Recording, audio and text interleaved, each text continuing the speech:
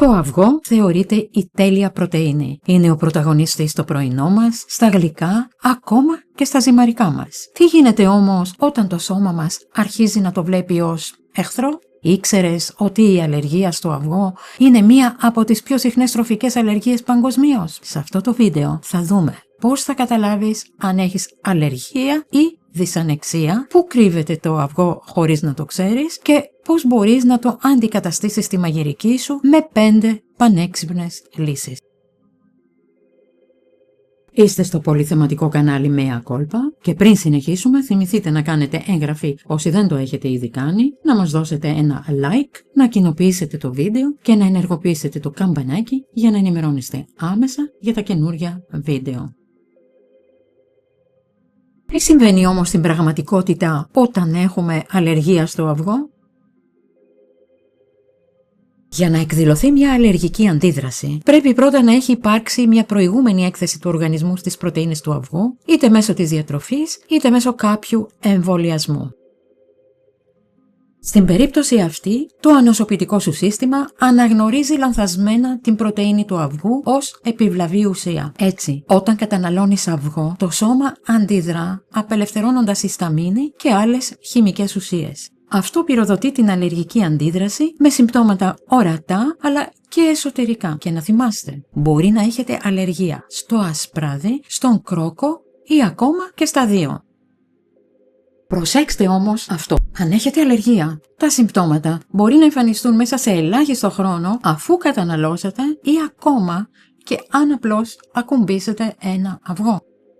Τι πρέπει να προσέχετε στο δέρμα? Πρίξιμο, εξανθήματα, κνίδωση ή έξαρση εκζέματος. Στην αναπνοή, συρριγμό, δυσκολία στην ανάσα ή έντονο φτέρνισμα και καταρροή. Στα μάτια, κοκκίνισμα και δάκρυα. Στο πεπτικό, στομαχόπονο, ναυτία, εμετό ή διάρρεια. Και φυσικά, στη χειρότερη περίπτωση, την αναφυλαξία που απαιτεί άμεση ιατρική βοήθεια.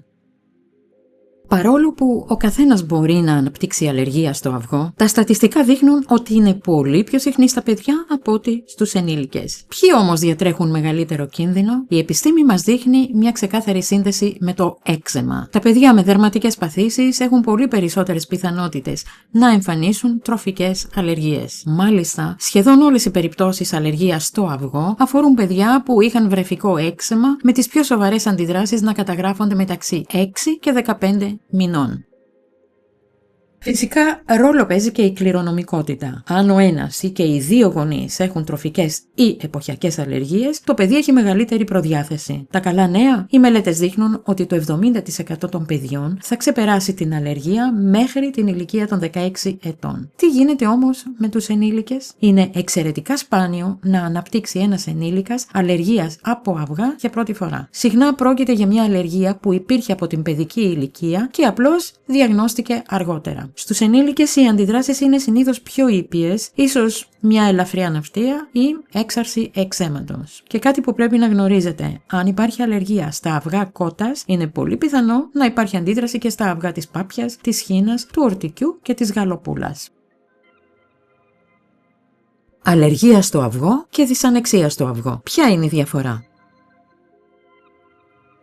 Αν δεν έχεις αλλεργία στο αυγό, μήπως τελικά έχεις δυσανεξία? Οι περισσότεροι άνθρωποι με δυσανεξία στο αυγό συνήθως δεν έχουν πρόβλημα με τον κρόκο. Αυτό που τους ενοχλεί είναι το ασπράδι, η λεγόμενη αλβουμίνη που το σώμα τους δεν μπορεί να διαχειριστεί σωστά. Η αλλεργία στο αυγό προκαλεί μια χημική αντίδραση στον οργανισμό, ενώ η δυσανεξία σημαίνει ότι το σώμα δυσκολεύεται να επεξεργαστεί ή να απορροφήσει σωστά το ασπράδι ή τον κρόκο.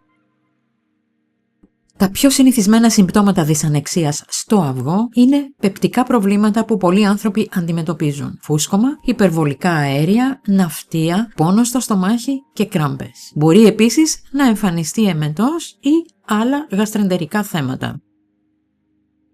Υπάρχουν και άλλα πιθανά συμπτώματα? Ναι, μία δυσανεξία στο αυγό μπορεί να εκδηλωθεί με πονοκεφάλους, δερματικά προβλήματα, δυσκολία στην αναπνοή, καούρες, πόνο στις αρθρώσεις, ευερεθιστότητα ή νευρικότητα.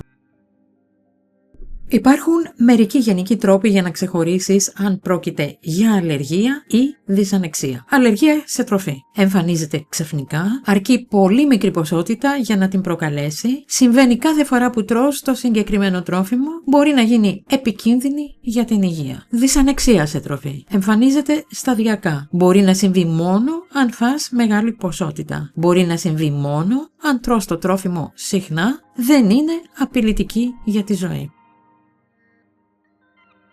Αυγό στα εμβόλια. Τι πρέπει να ξέρουμε? Μπορεί να ακούγεται σπάνιο, αλλά στην πραγματικότητα εκατομμύρια άνθρωποι σε όλο τον πλανήτη δίνουν καθημερινά μια μάχη με την αλλεργία ή τη δυσανεξία στο αυγό. Και για τους περισσότερους η λύση φαίνεται απλή. Αποφεύγουν το αυγό στη διατροφή τους. Όμως υπάρχει μια λιγότερο γνωστή πτυχή, μια πληροφορία που συχνά περνά απαρατήρητη. Το αυγό δεν χρησιμοποιείται μόνο στην κουζίνα. Χρησιμοποιείται και στην παρασκευή ορισμένων εμβολίων. Για δεκαετίες, η παραγωγή πολλών εμβολίων, όπως του εμβολίου της γρίπης, βασίζεται σε μια διαδικασία που ξεκινά από το αυγό. Σε ειδικά εργαστήρια, οι ιοί που χρειάζονται για την παρασκευή του εμβολίου καλλιεργούνται μέσα σε αυγά. Και αυτό μπορεί να αφήσει στο τελικό προϊόν ίχνη πρωτεΐνης αυγού. Μικρές ποσότητες, αλλά αρκετές ώστε να είναι σημαντικό να το γνωρίζει κάποιος που έχει αλλεργία ή δυσανεξία. Και δεν σταματάμε εδώ. Το εμβόλιο του κίτρινου πυρετού, απαραίτητο για ταξίδια σε συγκεκριμένες περιοχές, επίσης παράγεται με διαδικασίες που χρησιμοποιούν αυγό. Ακόμη και το εμβόλιο MMR για ηλαρά, παροτίτιδα και ερυθρά έχει συζητηθεί κατά καιρούς επειδή ο ιός της ηλαράς καλλιεργείται σε κύτταρα από έμβρια κότας. Αυτές οι πληροφορίες δεν υπάρχουν για να ανησυχήσουν τον κόσμο. Υπάρχουν για να τον ενημερώσουν. Γιατί η γνώση εδώ είναι δύναμη και είναι σημαντικό πριν από οποιονδήποτε εμβολιασμό ένα άτομο με αλλεργία ή δυσανεξία στο αυγό να το αναφέρει στο ιατρικό προσωπικό. Όχι για να αποφασίσει μόνο του τι πρέπει να κάνει, αλλά για να δώσει στους γιατρούς όλες τις πληροφορίες που χρειάζονται ώστε να κρίνουν τι είναι κατάλληλο για τον καθένα. Κρυμμένες πηγές πρωτεΐνης αυγού στην καθημερινότητα. Πέρα από τα τρόφιμα, η πρωτεΐνη του αυγού μπορεί να κρύβεται σε πολλά προϊόντα της καθημερινότητας και συχνά δεν εμφανίζεται με το όνομα αυγό. Μπορεί να τη συναντήσουμε ως αλβουμίνη, λισοζύμη ή γενικά σε λέξεις που ξεκινούν από όβα ή όβου. Ακόμη και κάποια υποκατάστατα αυγού περιέχουν αυγό, κάτι που πολλοί δεν γνωρίζουν. Παράγωγα αυγού μπορεί να υπάρχουν και σε προϊόντα όπως καλλυντικά, σαμπού, παιδικές μπογιές, ακόμη και σε ορισμένα φαρμακευτικά προϊόντα. Και φυσικά, όπως ήδη αναφέραμε, χρησιμοποιούνται και στην παραγωγή ορισμένων εμβολίων. Για κάποιον που έχει αλλεργία ή δυσανεξία στο αυγό, αυτή η ενημέρωση είναι σημαντική. Όχι για να φοβηθεί, αλλά για να γνωρίζει πού μπορεί να συναντήσει παράγωγα αυγού και να το αναφέρει στο ιατρικό προσωπικό όταν χρειάζεται. Η σωστή πληροφόρηση βοηθάει τον καθένα να προστατεύσει τον εαυτό του με απλό και υπεύθυνο τρόπο. 5 φυσικές εναλλακτικές για το αυγό. Αν ανακαλύψετε ότι έχετε αλλεργία ή δυσανεξία στο αυγό, δεν σημαίνει ότι πρέπει να εγκαταλείψετε όλες τις συνταγές που το χρησιμοποιούν. Στην πραγματικότητα, όταν χρειαστεί να αντικαταστήσετε το αυγό στο μαγείρεμα ή το ψήσιμο, υπάρχουν αρκετές φυσικές επιλογές που μπορούν να μιμηθούν τις βασικές του ιδιότητες, τη σύνδεση, τη συνοχή και την πήξη. Και το καλό είναι ότι πολλές από αυτές τις εναλλακτικές είναι υγιεινές και εύκολες στη χρήση.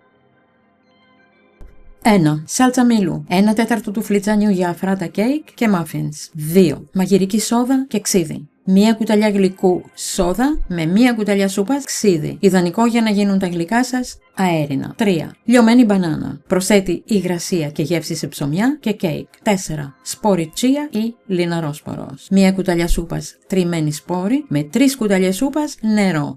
Αφήστε στο ψυγείο για 15 λεπτά και θα έχετε μια υφή ακριβώς σαν του αυγού. 5. Ειδικά υποκατάστατα σε σκόνη. Από άμυλο πατάτας ή ταπιόκας, ιδανικά για όσους έχουν πολλές αλλεργίες.